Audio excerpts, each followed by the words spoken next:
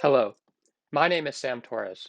I am on our program development team, and my job is to make sure our community of Yext users are set up for success with our products and solutions.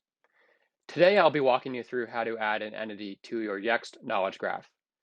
A knowledge graph, as seen on my screen here, is a brain-like database as well as the single source of truth for the public facts about your brand.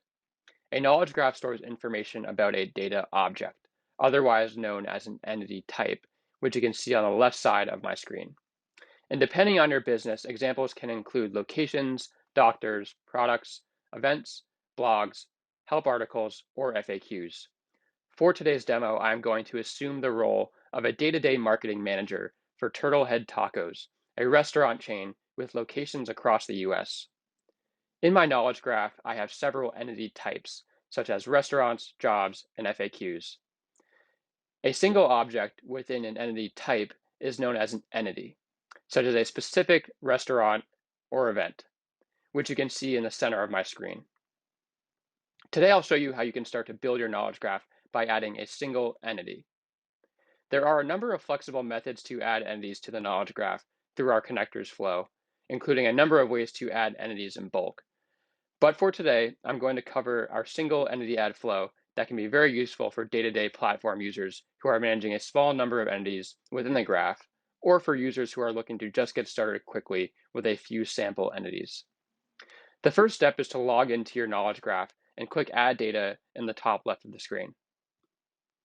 You are then presented with a number of ways to populate your knowledge graph with data, such as through our site crawler, Google My Business connector, or through your classic spreadsheet upload. For today, we're going to add a single entity, so just click Add Single Entity in the top left.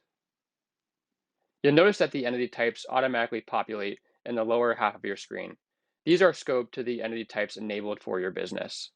Our use case today is that we are opening up a new location in Texas, so let's go ahead and add a restaurant entity type. Next, you'll see a modal appear on your screen.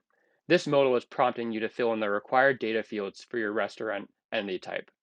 Let's go ahead and type in Turtlehead Tacos as the restaurant name. We'll also input a category for this entity, which will help organize and group the data within our knowledge graph.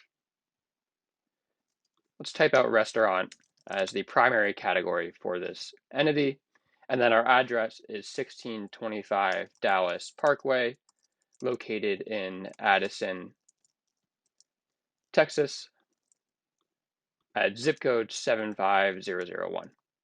Optionally, you can add a phone number or featured message to this restaurant. You can also pop open additional settings to see additional settings for the entity, such as the entity ID, which is simply a unique internal identifier for the entity, and then also a folder where you can drop this entity into within your knowledge graph. These settings will automatically apply when we go ahead and click Save, so I'll just collapse those additional settings and then click Save on the modal. We're now being redirected to our knowledge graph while this entity is being added, and this is where the new entity will be created. It's really that simple.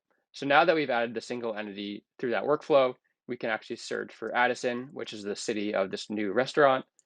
And when we run that search, we can now see that that entity has been created, Turtlehead Tacos in Addison, Texas. Now this entity is ready to be used across our various products, whether it's enabling it for our answer search experience, activating it in a page template for a website, or syncing it to the Yext listings network. Thanks so much for tuning in today, and I hope you enjoyed the demo. Please visit our YouTube channel or hitchhikers.yext.com for continued content and learning.